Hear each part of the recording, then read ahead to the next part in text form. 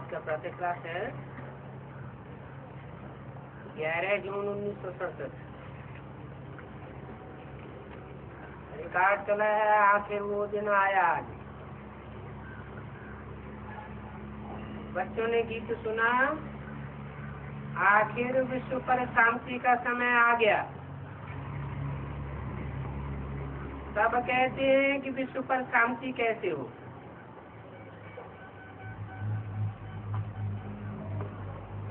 जो इस प्रश्न का जवाब देते हैं, राय देते हैं, उनको इनाम मिलता है।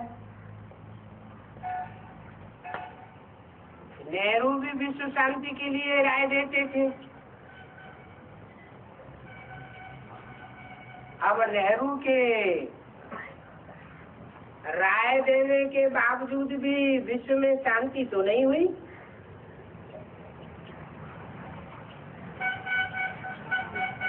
वो सिर्फ राय दे करके चले गए।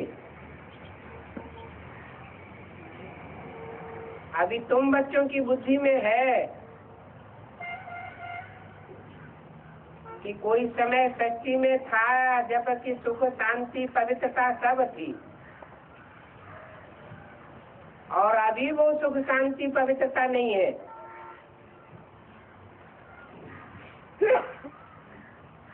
और अभी वो होने वाली है।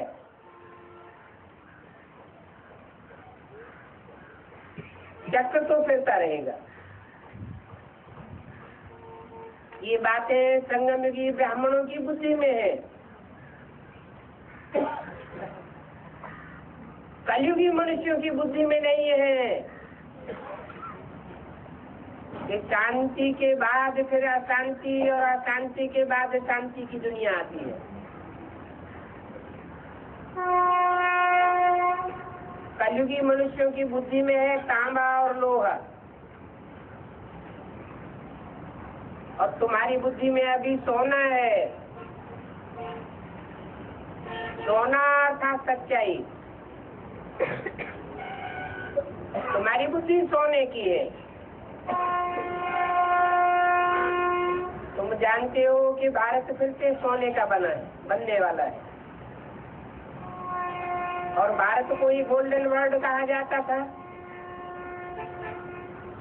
बल महिमा तो करते हैं परंतु सिर्फ कहने मात्र करते हैं।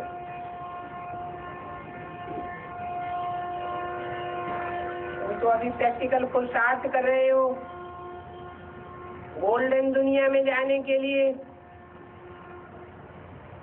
तुम जानते हो कि बाकी थोड़े रोज है, सारी नरक की बात भूल जाएगी।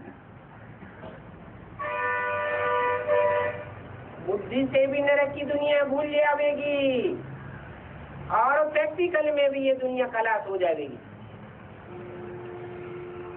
दुख की बातें ही भूल जाएगी। तुम्हारी बुद्धि में अभी सुख के दिन सामने खड़े हैं।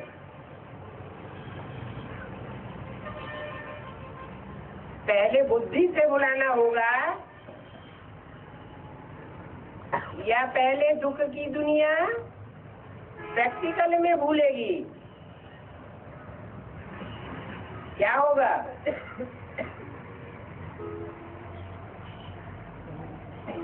पहले तो आत्मा मन बुद्धि रूपी कही जाती है। आत्मा पहले चेंज होगी। भले दुख की दुनिया रहे तो भी आत्मा सुख शांति में महसूस करे।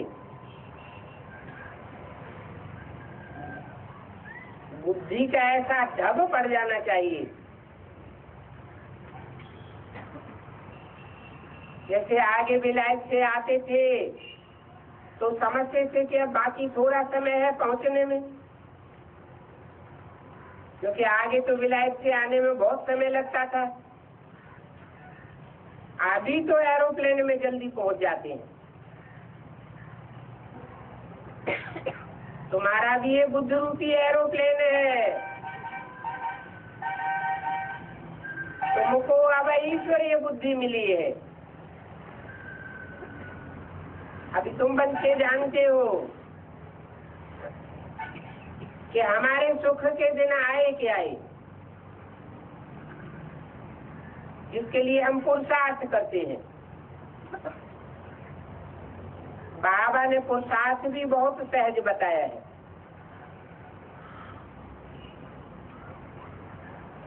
नाम ही है सहज राजयोग। ड्रामा अनुसार कल पहले मौखिक सहज है। ये बात तो सर्टेन है कि तुम देवी देवता थे। देवताओं के कितने ढेर के ढेर मंदिर बने हुए हैं, वो यादगार है। बच्चे जानते हैं कि मंदिर आज फिर टूट जाते हैं, बनाते ही जाएंगे जब तक कि ये पता पड़े ये महाभारी महाभारत लड़ाई सामने खड़ी है। तुमको तो पता पड़ गया है, तो तुमने मंदिर आज बनाने में इंटरेस्ट छोड़ दिया है। अब तुम तो अपने घर बार को ही लक्ष्मी नारायण का मंदिर बनाने में लगे हुए हो।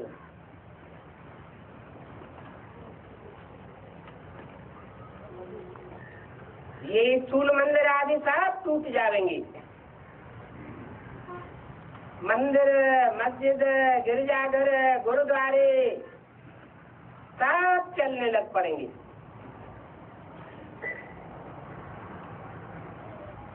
परंतु जब ये बातें समझेंगे तब बनाना बंद करेंगे। अभी तो तुम्हारे सिवाय कोई को पता ही नहीं है। तुम तो जानते हो कि ये मंदिर आदि बना करके क्या करेंगे। तुम बच्चे अभी ईश्वरीय नॉलेज ले रहे हो, तो ईश्वरीय नॉलेज की तुम अथॉरिटी हो। कहा भी जाता है परम पिता परमात्मा सर्वशक्तिवान ऑलमाइटी अथॉरिटी, वो तो एक ही बाप है।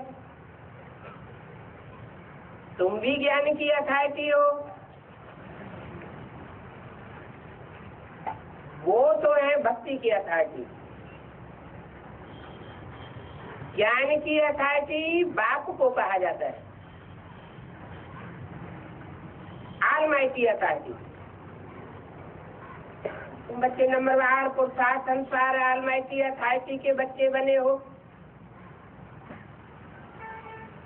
तुमको सृष्टि के आदि मध्य अंत का ज्ञान है, जानते हो कि अभी हम पुरुषार्थ करते हैं बाप से वर्षा पाने का। वो गुरु लोग भक्ति की अथॉरिटी है, तो सबको भक्ति की बातें सुनाते रहते हैं। और तुम ज्ञान की अथॉरिटी हो तो ज्ञान ही सुनाते हो।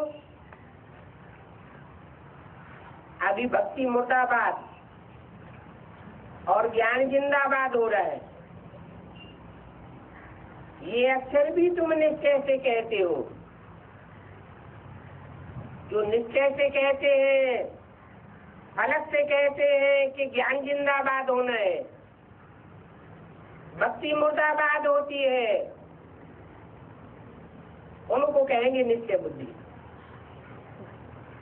सच में भक्ति होती नहीं है, वहां तो पुजारी एक भी नहीं होते। जो भी है सब पूज्य ही पूज्य। आधा कल्प होते हैं पूज्य और आधा कल्प होते हैं पुजारी। भारतवासियों के लिए ये पूज्य और पुजारी की बात है। जब पूज्य थे तो स्वर्ग था, जब पुजारी बनते हैं तो भारत नरक कहा जाता है। तुम बच्चे अभी प्रैक्टिकल लाइफ बना रहे हो, तो भी नंबरवार पुरुषार्थ अनुसार जो अव्वल नंबर में पुरुषार्थ करने वाला ग्रुप है वो पहले इन बातों का अनुभव करेगा। तुम सभी को समझाते रहते हो और वृद्धि को भी पाते रहते हो। ड्रामा में पहले से ही नूद थी और ड्रामा ही तुमसे पुरुषार्थ कराते हैं। तुम पुरुषार्थ करते रहते हो, जानते हो कि ड्रामा में हमारा अविनाशी पार्ट है और धर्मों का अविनाशी पार्ट नहीं है। हम 84 जन्म लेते हैं और धर्मों में कन्वर्ट होने वाले 84 जन्म नहीं लेते हैं। दुनिया इन बातों को क्या जाने। हमारा इस ड्रामा में ऑलराउंडर पार्ट है, जो कहेंगे वही समझेंगे कि कैसे हमारा इस ड्रामा में पार्ट है। ये सृष्टि का चक्र तो फिरता ही रहता है। ये वर्ल्ड की हिस्ट्री ज्योग्राफी तुम्हारे सिवाय और कोई को पता नहीं। जानते भी नहीं है कि ऊंची से ऊंची कौन है। ऋषि मुनि आज भी कहते थे कि हम नहीं जानते, नेति नेति कहते आए। अभी तुम बच्चे तो जानते हो, जानते हो कि वो रचयिता बाप है और हमको पढ़ाए रहे। वो तो सिर्फ पूछते हैं कि तुम रचयिता को जानते हो।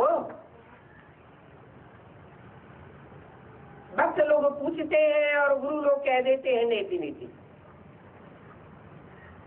और तुम बच्चों को तो वो रचयिता बाप पढ़ाते हैं। ये भी बाबा ने बार बार समझाया है कि यहाँ पर जब भी बैठते हो तो ये खास ध्यान रखना है कि देह ही अभिमानी होकर के बैठना है। आत्मा अभिमानी होकर के बैठेंगे तो बुद्धि में बैठेगा कि एक बात ही राजयोग सिखा सकते हैं।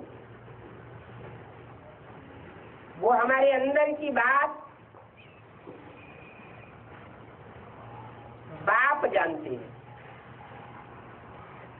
जो रूहों का बाप है। वो रूहों का बाप अंतर्यामी है, क्योंकि जन्म मरण के चक्र में नहीं आता।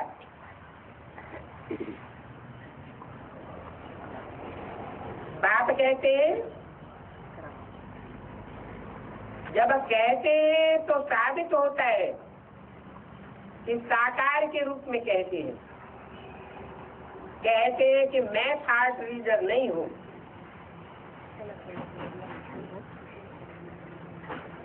निराकार बाप, बिंदु बिंदु आत्माओं का बाप, उसको भी थॉट रीड करने की जरूरत नहीं है। एक एक के अंदर को जान करके भी क्या करेंगे। इतनी बड़ी दुनिया है, किसको किसको बैठ करके रीड करता रहूंगा। मैं तो आता ही हूँ पतितों को पावन बनाने के लिए। जानता हूँ इस पतित दुनिया में सब पतित हैं और पावन दुनिया में सब पावन होंगे। मेरा पाठ इस पतित दुनिया में है, पावन दुनिया में मेरा पाठ नहीं है। ड्रामा में जो मेरा पाठ है वही पाठ मैं बजाता हूँ। बाकी मैं कोई थॉट रीडर नहीं हूँ। बताता हूँ कि मेरा क्या पार्ट है और तुम्हारा क्या पार्ट है।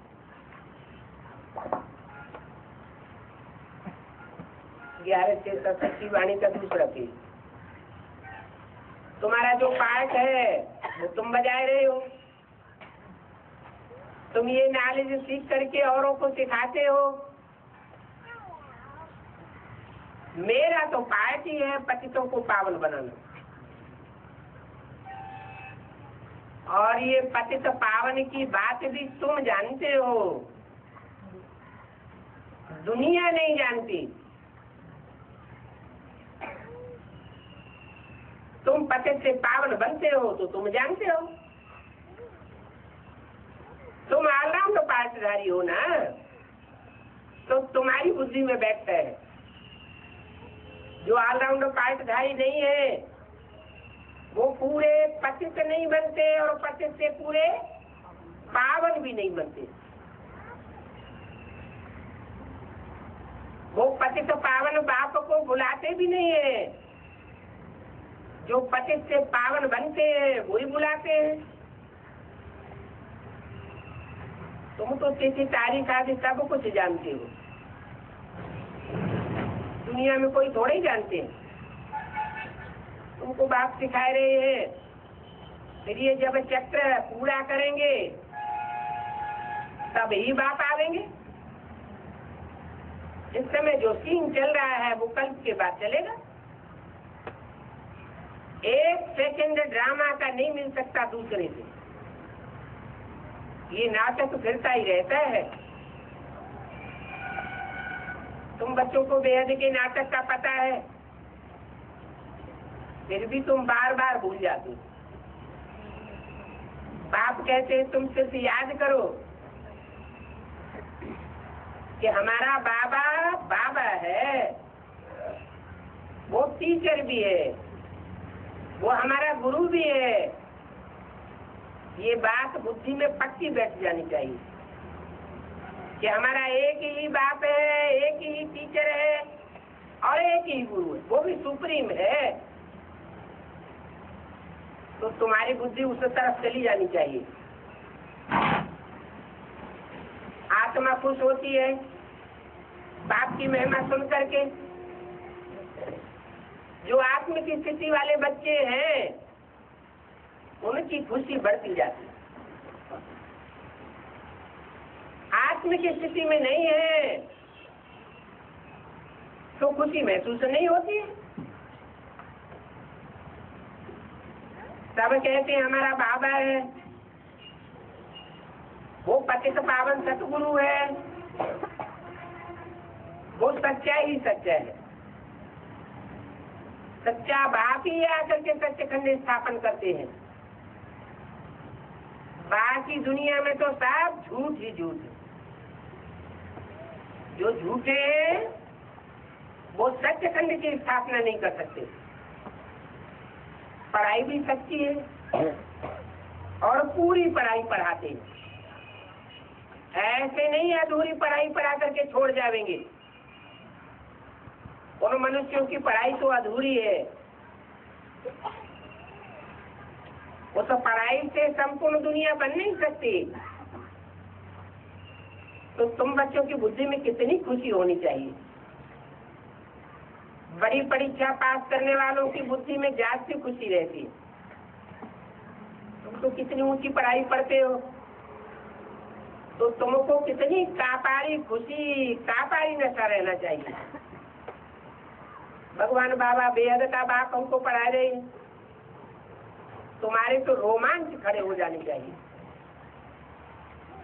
ये वही गीता का एपिसोड रिपीट हो रहा है। जिस गीता को हम 63 जन्म पढ़ते आए और तुम्हारे सिवाय किसी को पता भी नहीं है कि शास्त्रों में कल्प की आयु बढ़ाई दी है। तुम्हारी बुद्धि में अभी सारी 5,000 वर्ष की चोरी चक्कर खाती है। इसको सुदर्शन चक्रधारी कहा जाता है। हाँ, ये बात जरूर है कि बच्चे कहते हैं बाबा हमको तूफान बहुत आते हैं। उन तूफानों की चक्करी में हम भूल जाते हैं बाबा बंदर खाते हैं। अरे तुम किसको भूल जाते हो? बाप तुमको सारे कल्प में एक ही बार मिलता है और आकर के तुमको डबल से ताजधारी बनाता है, विश्व का मालिक बनाता है। उनके लिए तुम कहते हो कि हम भूल जाते हैं, दूसरे किसी को तो नहीं भूलते हो। स्त्री बाल बच्चे काका चाचा सब याद आते रहते, बाकी इसी बात को भूल जाते हो। भूल जाते हो तो फारकती दे देते हो, अनिच्छा बुद्धि बन जाती। तुम्हारी युद्ध इस बाप की याद में ही है। जितना भी हो सके अंत समय आने से पहले पहले बाप को याद करते रहना। यहाँ पर आकर के बैठने की भी आदत नहीं डालनी।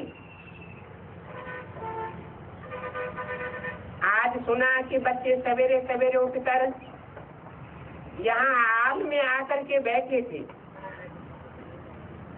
बाबा अगर होते तो ऊपर छत पर बाहर की ठंडी ठंडी हवा में ले जाते। यहाँ आकर के बैठने की तो कोई जरूरत नहीं। बाहर भी घूमने फिरने जा सकते हो, घूमते फिरते बाप को याद कर सकते हो। सवेरे के समय कोई डर आदि की बात नहीं होती है। चोर डकैत भी सवेरे सवेरे भाग जाते हैं। भूत प्रेत भी अमृत वेले नहीं काम करते, तो बाहर में जाकर के पैदल करो, आपस में यही बातें करते रहो कि बाबा को ज्यादा से ज्यादा कौन याद करता है। फिर बताना चाहिए कितना समय हमने याद किया और बाकी समय हमारी बुद्धि कहाँ गई। इसको कहते हैं एक दो को ऊंच उठाना। नोट करो कि कितना समय बाप को याद किया। बाबा की जो प्रैक्टिस है वो बच्चों को बताते हैं। उनसे बाबा की है ब्रह्मा बाबा की जो प्रैक्टिस है याद करने की, वो बच्चों को बताते हैं। याद में तुम 1 घंटा पैदल करो तो तुम बिल्कुल नहीं थकेंगे। याद से तुम्हारे कितने पाप कट जाएंगे। चक्र को तो तुम जानते हो। रात दिन तुम्हारी बुद्धि में है कि अभी हम घर जाएंगे, उसके लिए हम पुरुषार्थ करते रहते हैं। कलयुगी मनुष्यों को तो जरा भी पता नहीं है। मुक्ति होने के लिए जन्म जन्मांतर भक्ति करते रहते हैं। कोई किसको जपेंगे,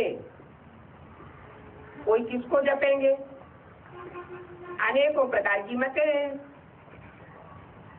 और तुम ब्राह्मणों की तो एक ही मत है। जो ब्राह्मण बनते हैं उन सब के लिए है श्रीमत। तुम बाप की श्रीमत से देवता बनते हो।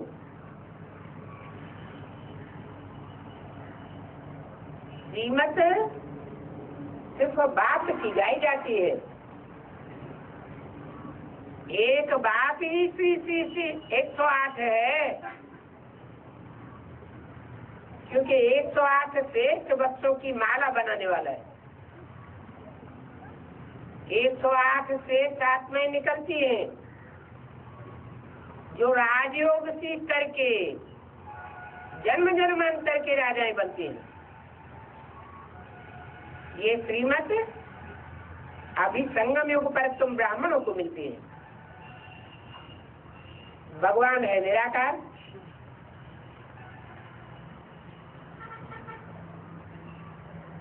कृष्ण को निराकार नहीं कहेंगे,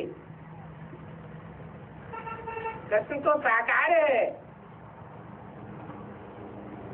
कृष्ण का नाम डालने से तो बड़ी भूल से कितनी खराब अवस्था हो गई।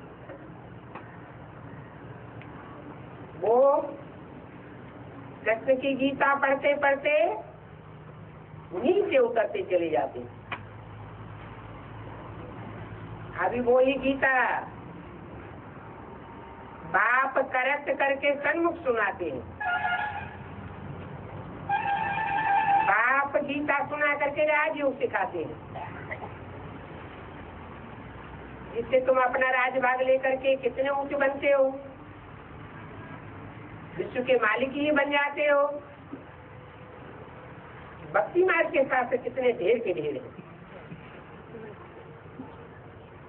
परंतु काम का शास्त्र तो एक गीता है। वो शास्त्र अनेक मनुष्यों के द्वारा गाए हुए हैं, बनाए हुए हैं, और भगवान तो एक ही शास्त्र है, श्रीमद् भगवत गीता, जिससे भगवान आकर के राजयोग सिखाते हैं, उसको गीता कहा जाता है। ज्ञान का गीत है। अभी तुम वो गीत बाप से सुनते हो, तो बाप से तुम स्वर्ग का राज्य पाते हो। फिर जिसने जिसने वो ज्ञान पढ़ा उसने लिया, ड्रामा में उनका पार्ट है लेने का। जो जो यहाँ आते जाएंगे उनका मनुष्यों की लिखी हुई गीता रामायण आदि पढ़ना सब बंद हो जाएगा। तुम समझते हो कि वो सब भक्ति मार्ग है। अभी ज्ञान सुनाने वाला ज्ञान सागर एक ही बाप है। वो ड्रामा अपने अनुसार कलयुग के अंत और सत्युग के आज के संगम पर आते हैं। कोई भी बात में मुझो नहीं। तुम बच्चे जानते हो कि बाप इसमें आकर के पढ़ाते हैं, और तो कोई ये पढ़ाई पढ़ा ही नहीं सकता। इन्हें सबका मुझे आकर के उद्धार करना है। 11 वाणी का 3रा पेज। गीता में तो सिर्फ लिखा है कि इन साधुओं आज का उद्धार करने में आता हूँ। इसका अर्थ कब कोई किसी को बता देंगे नहीं। क्यों नहीं बताते हैं? ये साधु संत महात्माएं, गीता में जो लिखा हुआ है कि मैं साधुओं का भी उद्धार करने आता हूँ, इनकी भी रक्षा करने आता हूँ। परित्राणाय साधूनाम, इसका अर्थ क्यों नहीं बताते? इसलिए नहीं बताते कि वो खुद अपन को से वो हम कह के बैठते हैं। ये बात झूठी हो जाती है। जो स्वयं ही शिव परमात्मा है, उनको कोई आकर के रक्षा करे, परित्राण करे, उद्धार करे, ये तो बात ही बुद्धि में नहीं बैठती। तो बात क्लियर नहीं करते। अर्थ तो बहुत क्लियर है। साधु संत आदि कोई भगवान नहीं है, वो खुद ही मनुष्य है। मनुष्य मनुष्य का कल्याण नहीं कर सकता, उद्धार कर ही नहीं सकता। बुद्धि को हरण करके ऊपर नहीं ले जा सकता।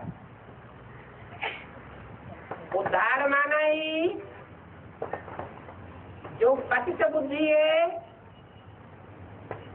5 तत्वों की दुनिया में बुद्धि लगी हुई है, उसको 5 तत्वों की दुनिया से निकाल करके शांति धाम में ले जाना। उसको कहते हैं उद्धार करना। उद्धार करने वाले को कहा जाता है उद्धार मूर्त। वो तो मैं ही उद्धार करता हूँ। साधु समाज है, वास्तव में तो साधुओं का प्रेसिडेंट भी साधु सन्यासी होना चाहिए, परंतु अभी तो देखो उनका प्रेसिडेंट बना है जिसका नाम रखा है नंदा, गुलजारी लाल नंदा। वो साधु और वो वाधु, ये भी ड्रामे में नूद है।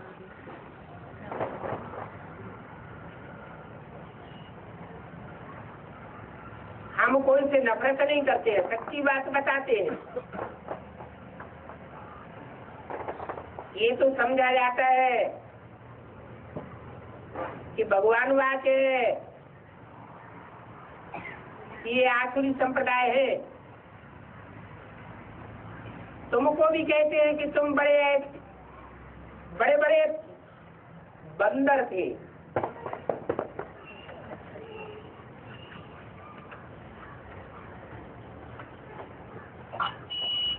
सिर्फ विद्वान आदि को नहीं कहते, बंदरों को अभी मंदिर लायक बनाता हूँ। ये दादा भी कथाएं आज बहुत पढ़ते थे। अभी तो तुम बच्चों की अहम ऑब्जेक्ट सामने खड़ी हुई है। ये है ही नर से नारायण बनने की सत्य कथा। इनकी कथा फिर भक्ति मार्ग में चलती है। भक्ति मार्ग की रस्म चलती चली आती है। अभी तो ये सब रस्म रिवाज पूरी होने वाली है। रावण राज्य भी पूरा हो जाएगा।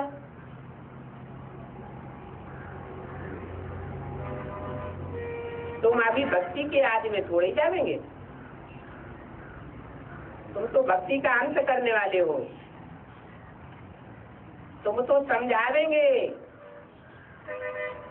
कि हम पहले क्या करते थे। हम भी भक्ति आदि पूजा आदि करते थे, अभी भी इससे नफरत आती है। ये सब बेवजह का काम है। बड़े बड़े आदमी देखने जाते हैं कि रावण को कैसे जलाते हैं, परंतु ये 10 किलो वाला रावण कौन है जिसने राम से लड़ाई लड़ी थी? ये कोई की बुद्धि में नहीं, कोई बता ही नहीं सकते। तुम्हारी बुद्धि में तो बात आ गई है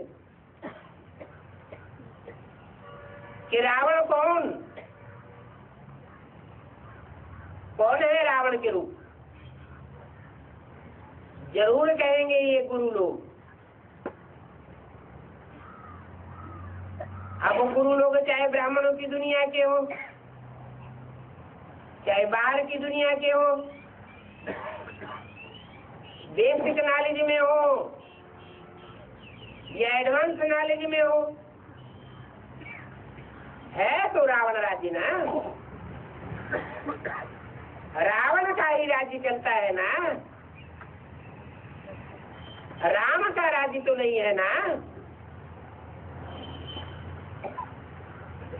अभी राम का राज्य नहीं कहेंगे। राम का राज्य और रावण का राज्य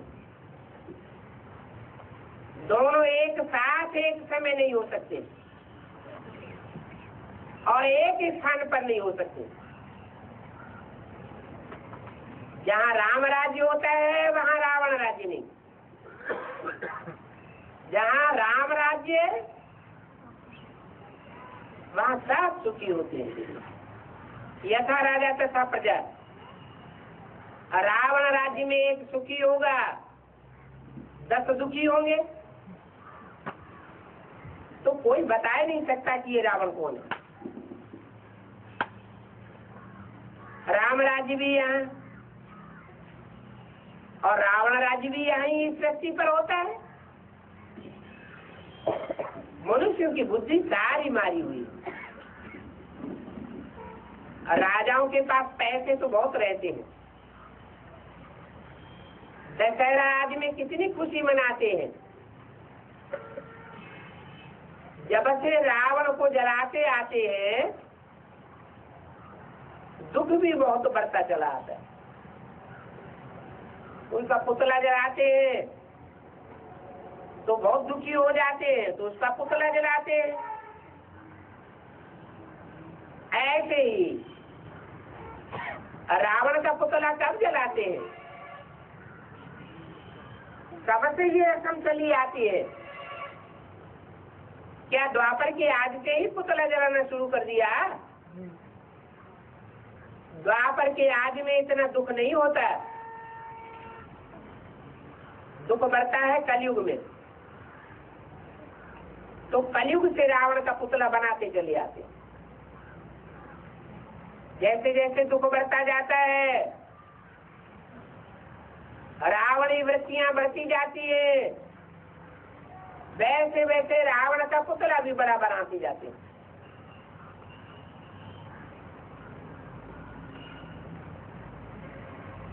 कुछ भी समझते नहीं है। अभी तुम तो समझते हो हम कितने बेसमझ थे, अभी समझदार बने। रावण ने हमको बेसमझ बनाया था। अभी तुम कहते हो बाबा हम तो लक्ष्मी नारायण जरूर बनेंगे। हम कोई कम पुरुषार्थ थोड़े ही करेंगे। और ये स्कूल तो एक ही है, पढ़ाई तो बहुत सहज है। बूढ़ी बूढ़ी माताएं भी यहाँ पढ़ाई पढ़ती है और कुछ नहीं याद कर सकती है तो बाप को तो याद कर सकती है। एक बाप की याद में ही यदि परिपक्व हो जावे तो अंत में सब विषयों में पास हो जाएगी। याद से तुम क्या नहीं प्राप्त कर सकते हो। योग बल से विश्व की बात कही गई हुई है।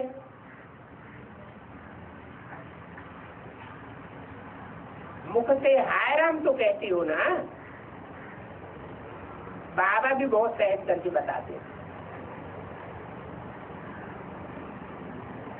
तुम आत्मा हो, अपने परमात्मा बाप राम को याद करो,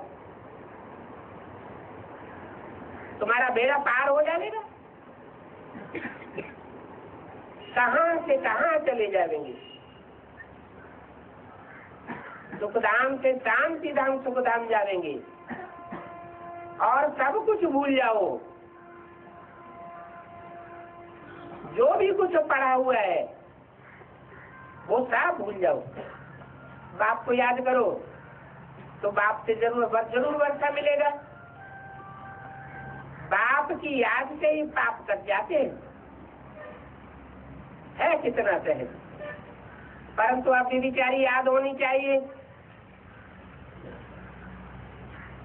टूटने वाली याद नहीं होनी चाहिए। बीच में दूसरे की याद इंटरफियर करती है।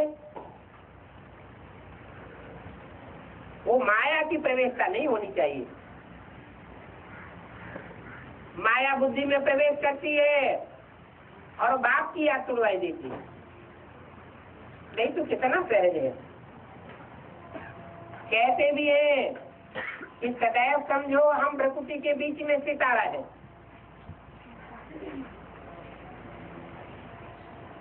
तो जरूर आत्मा इतनी छोटी है।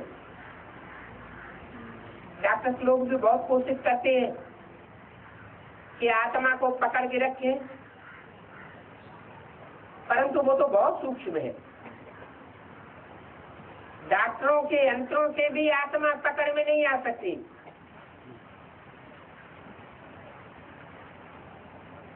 बाप भी वैसे ही बिंदी, वो अति सूक्ष्म है। कहते हैं कि जैसे तुम साधारण हो मैं भी तुमको साधारण टीचरों पर के पढ़ाता हूँ। इसको क्या पता कि इनको भगवान पढ़ाते होंगे।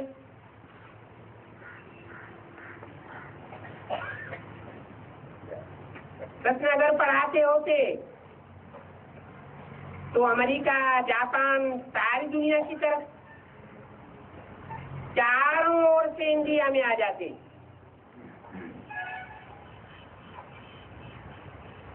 यहाँ कृष्ण नहीं पढ़ाते।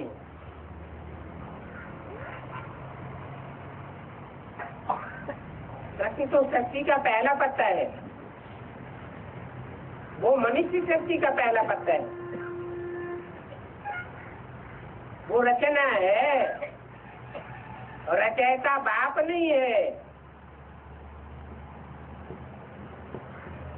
तो बाप कहते हैं कि देखो कृष्ण के साथ तो सबका प्यार है। अभी तुम बच्चे जानते हो कि हम सो बन रहे हैं। कृष्ण तो प्रिंस है और प्रिंस तो पहले पहले तुम सबको बनना है। कृष्ण को अगर गोद में लेना चाहते हो तो फिर पुरुषार्थ भी करना पड़ेगा। ये कोई बड़ी बात नहीं है। स्वर्ग का प्रिंस है, तुम विश्व के मालिक बनते हो। अभी इसीलिए बाप पढ़ाते हैं। बाप कहते हैं दुनिया की अब सब बातें छोड़ दो। ऐसे कभी नहीं समझो कि हमारे पास तो लाख करोड़ अरब है, बल लाख है, करोड़ है, परंतु अंत में कुछ भी हाथ नहीं आवेगा।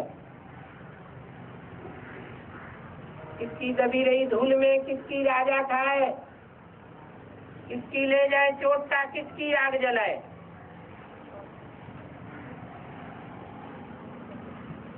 पेट में सिर्फ पाव भर आटा जाता है, बाकी तो सब यहीं धरा रह जाएगा। इसलिए अच्छी रीति पुरुषार्थ करो, तन की ताकत लगाओ, धन की ताकत लगाओ,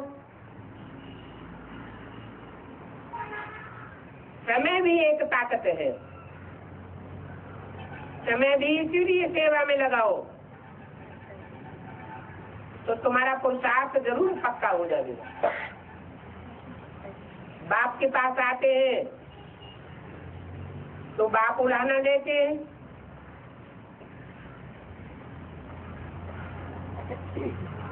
कितने मास से तुम आते हो और बाप जिसके स्वर्ग की बादशाही मिलती है उसके तुम इतने लंबे समय से अभी तक मिले भी नहीं। कहते हैं बाबा हमको फलाना काम था,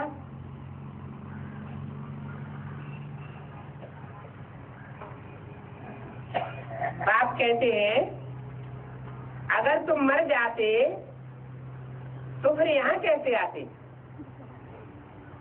यहाँ बहाना नहीं कर सकता है। निश्चय बुद्धि नहीं बने तब तो बाप के पास नहीं भागे। अगर निश्चय बुद्धि बने होते तो बाप से मिले बगैर रह नहीं सकते। बाप तो राजयोग सिखाए रहे और तुम अभी भी सीखते नहीं हो। जिसने बहुत भक्ति की होगी उसको 7 दिन में तो क्या 1 सेकंड में तीर लग जाएगा। बहुत भक्ति करने वालों का कुल ही अलग है। उनकी क्या पहचान है। उनको 2 शब्द भी सुनावेंगे तो खींचे चले आवेंगे। सेकंड में विश्व का मालिक बन सकते हैं।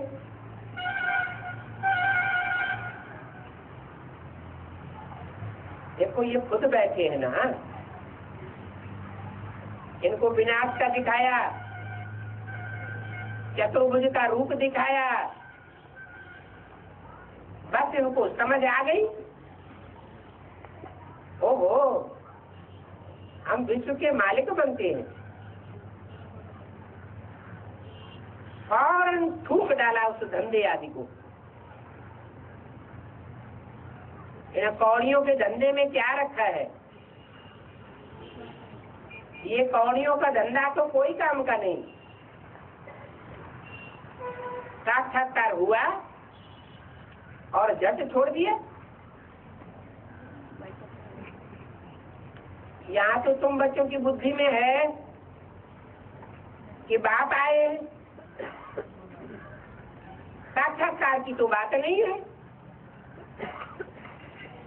तुमने बुद्धि से साक्षात्कार किया है। वो साक्षात्कार तो अल्पकाल के लिए होता है। बाप पूछते हैं कि तुमको निश्चय कब हुआ? तो कहते हैं 8 मास हुआ।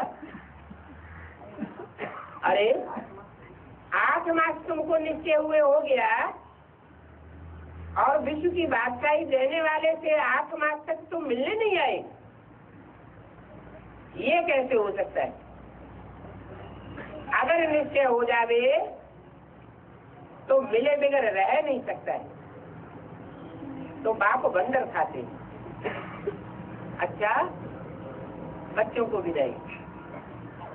ओम शांति।